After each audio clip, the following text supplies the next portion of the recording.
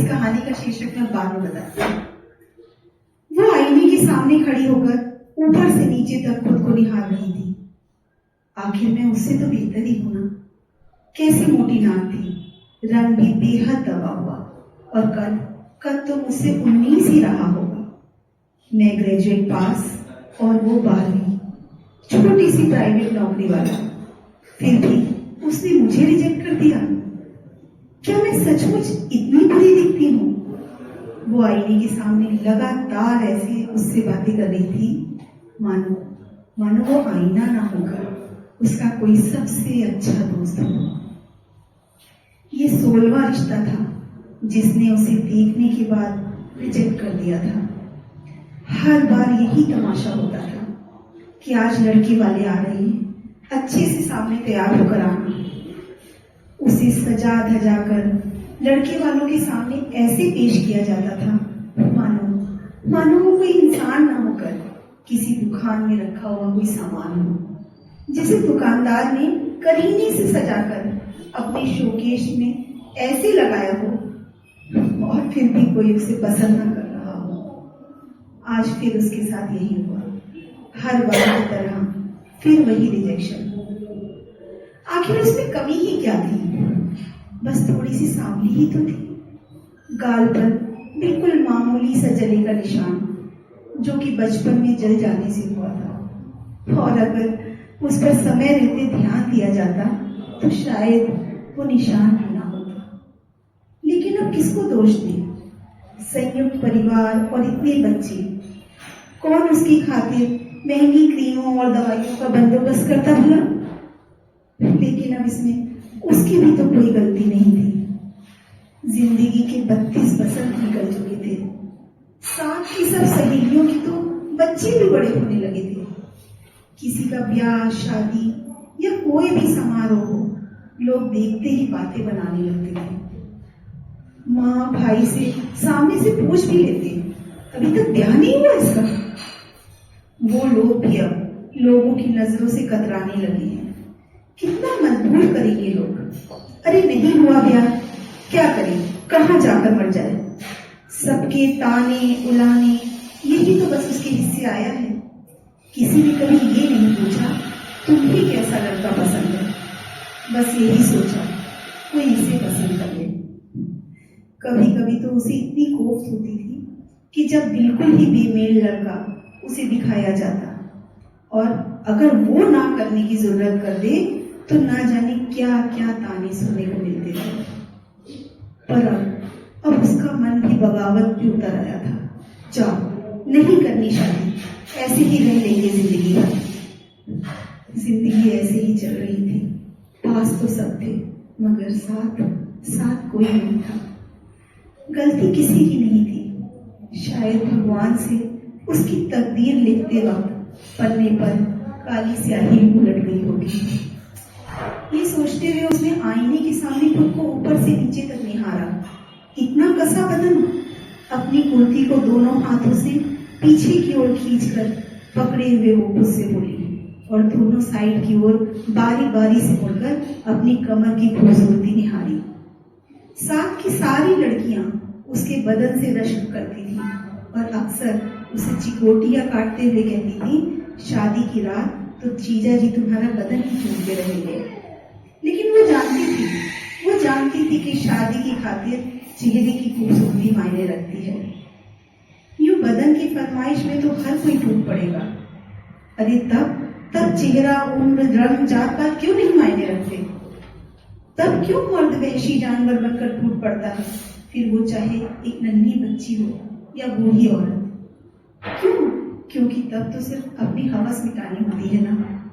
और जहां बात जिंदगी भर साथ रहने की हो, तब तो कैसे पूरा ठोक बजा के फैसला करता है। वाह रे मर्द!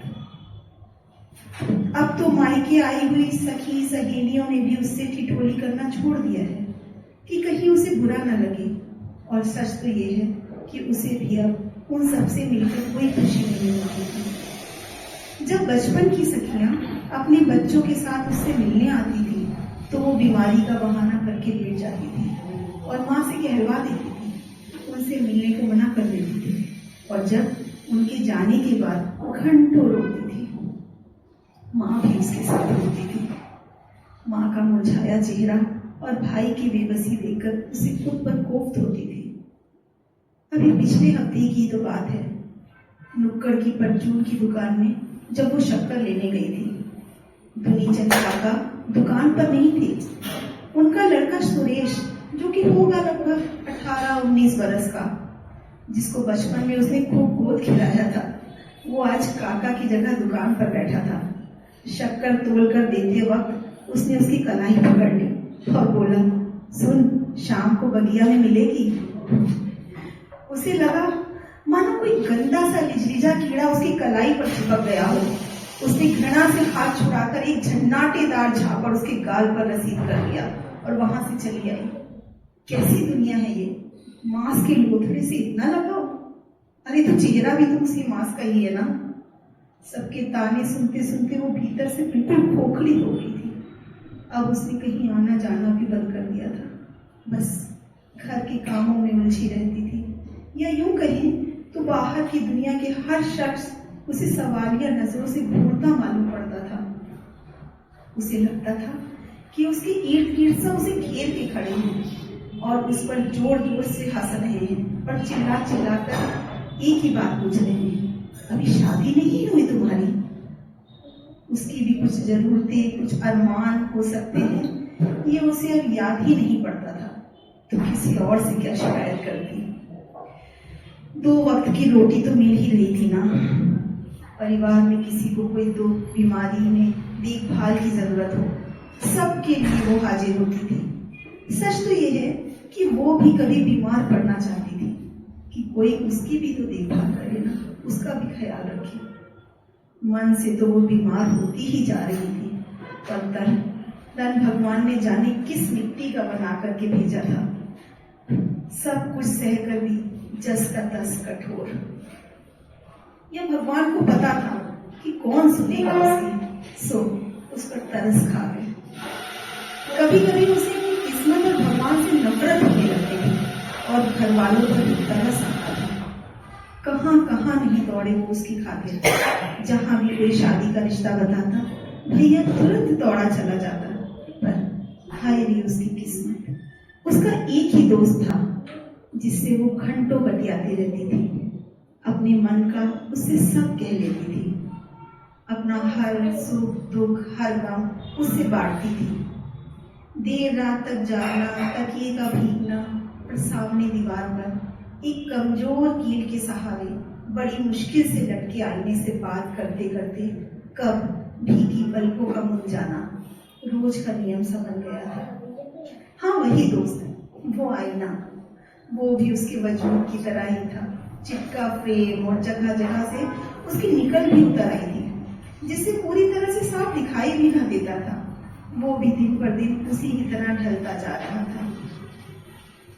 उसने कभी दूसरे आईने की फरमाइश भी तो नहीं की ना ही किसी को याद आया कि उसके कमरे में ऐसा आईना भी है।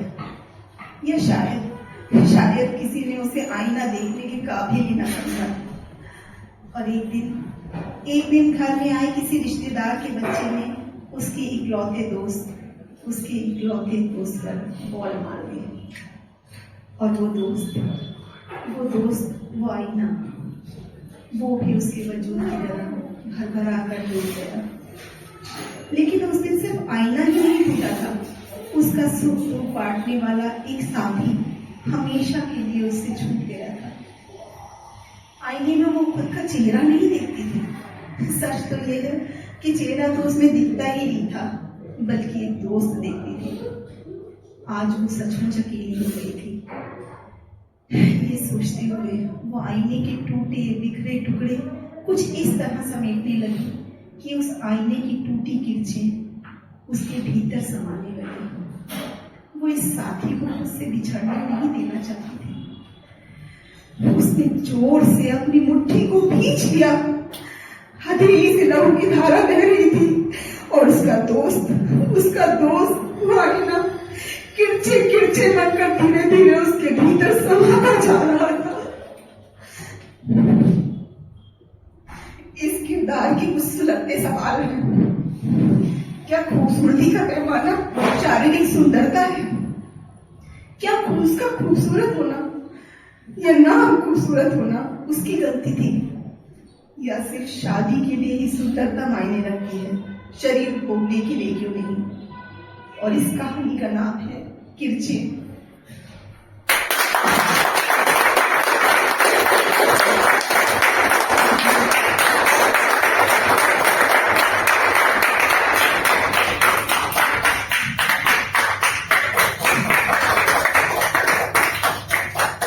मैंने कभी सोचा नहीं था कि मैं स्टोरीज भी लिखूंगी, क्योंकि मेरा मेन तो पोएट्री और गजल्स लिखने का ही है। बट भगवान की दुआओं से मेरी नेक्स्ट मंथ एक स्टोरी की बुक आ रही है, शॉर्ट स्टोरीज की, आप लोग पढ़िएगा जरूर, और उसका नाम है चीखती खामोशियां।